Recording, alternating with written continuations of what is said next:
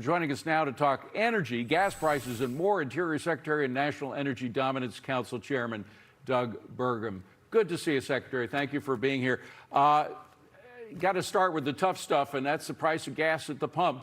One of the few things that Obama said that I agreed with was it does affect elections, and it is up. Now, it's still way below the $5 plus that it was under the Biden administration, where it went up in today's dollars up to $5.60, but it is moving in the wrong direction. Is there any way, I know it's all based on what's happening with the Strait of Hormuz and Iran, is there any way to work around Iran, that is to pump more, to develop more pipelines in the Mideast, to get around the Iranian hump, if you will?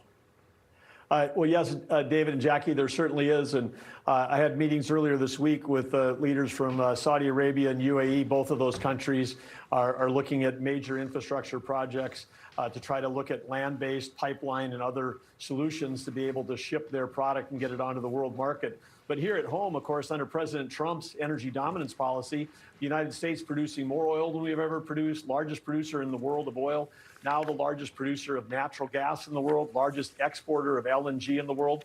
And President Trump's energy dominance policy was always about selling energy to our friends and allies so they don't have to buy it from our adversaries like Iran or like Russia.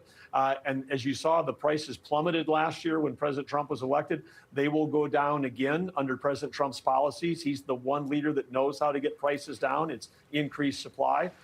And his policies are allowing American innovation to do that at record levels. Yeah. And Secretary, what I actually do like about what's happening is the push for other countries. I realize it won't be something that's overnight, but within the region to take measures to just get away from the Strait of Hormuz altogether. I mean, that completely, to David's point, makes Iran irrelevant. And I agree with you. We saw how quickly prices dropped recently. Once this conflict is over, that will happen again. And the U.S. is still pumping at levels that are at record levels, as a matter of fact. So the way I see this is a conflict that needs to be fought. The oil price shock is going to be still temporary.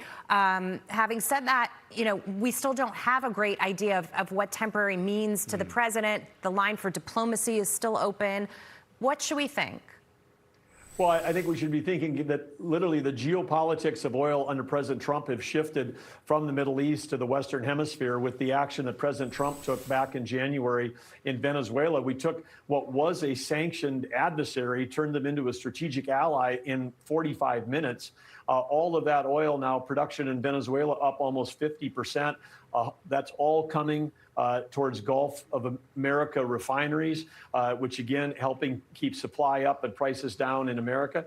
And then President Trump opening up Alaska. I mean, the Biden administration sanctioned Alaska more than they sanctioned Iran. I mean, literally, there were 72 legal actions and executive orders against Alaska. And with Alaska, we've got an opportunity to produce enormous amounts of energy, sell it to our Pacific allies like Japan and Korea, Taiwan, Philippines, and others. And while we're at it, we could actually ship some to California, because California is importing, by their own crazy policies, importing 60% of their energy, their oil and gas, from foreign countries. And number one that they were importing from was Iraq. So they're the one state in the lower 48 that was actually had prices that were dependent on the Strait of Hormuz. And that's reflected with California having the highest prices in the lower 48. We have seen some minor breakups that could become major breakups of OPEC. We've seen a couple of producers in the Mideast move away from it. There could be more coming. Is it conceivable now that what is happening with the restructuring of the Middle East, of course, put on a very fast pace by what's happening in Iran, could help us develop other mechanisms? I know a lot of countries who are part of OPEC would like to produce more. Could we get them to do that? Could we somehow, either by pulling away from OPEC or even within OPEC, get them to do that?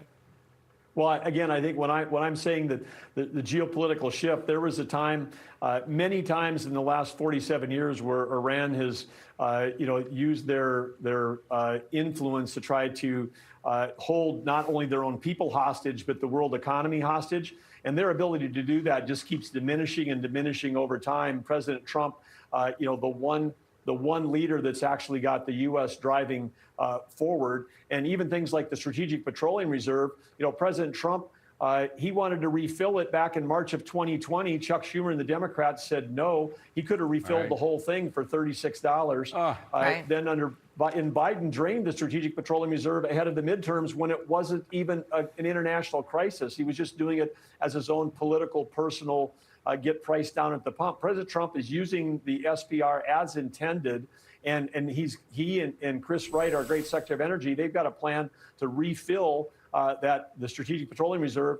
Every barrel that goes out now gets replaced by 1.2. So think of if 10 barrels go out, 12 barrels are going to come back in for the same price. We're already saving Americans billions of dollars because we've got business leaders like President Trump driving our energy policy. That's fantastic. Secretary, I do want to switch gears with you for a moment and talk about AI and data centers. There's been backlash out there, as we know. There's two sides to this story, but it's sort of a blue state, red state story, the way I see it, because here in New York, Kathy Hochul put this moratorium on, and really what she's going to end up doing is stifling her state even more than she has already.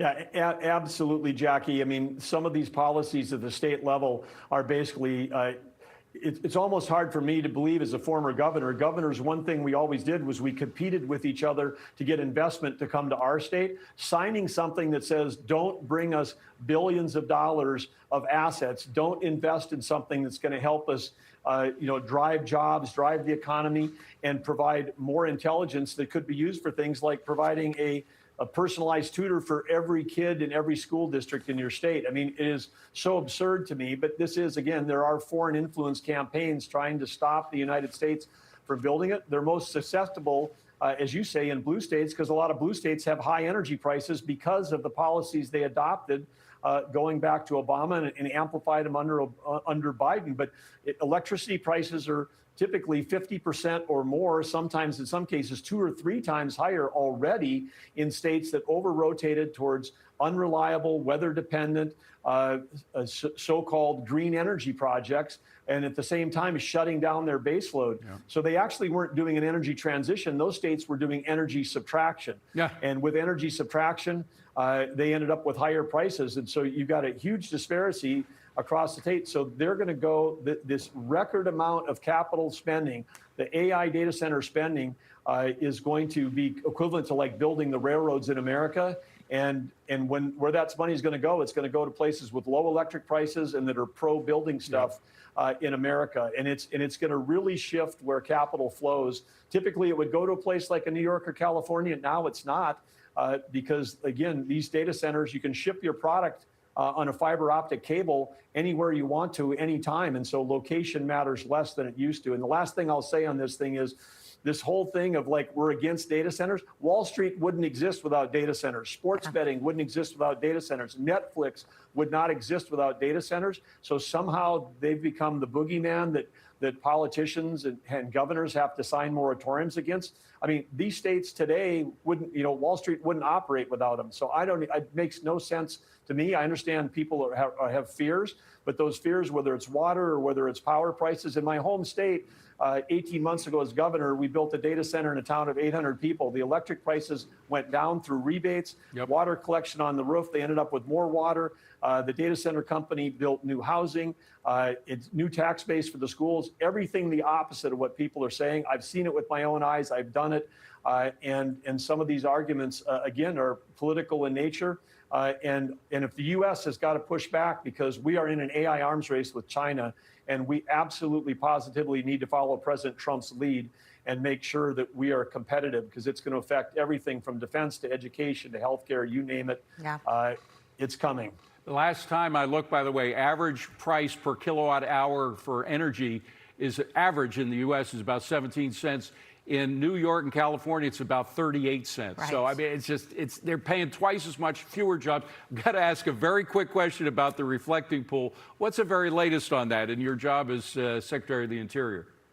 Well, the repairs are underway, and of course, after our amazing salute to America, record amount of fireworks every year. When the fireworks would go off, set up right next to the reflecting pool, we have to drain the pool, sweep out the fireworks debris. That work has all been completed. The repairs that were created by vandalism are underway, and the pool is going to be looking American flag, reflecting blue, and on way. And again, thanks to President Trump's leadership. Removing over 150 homeless encampments.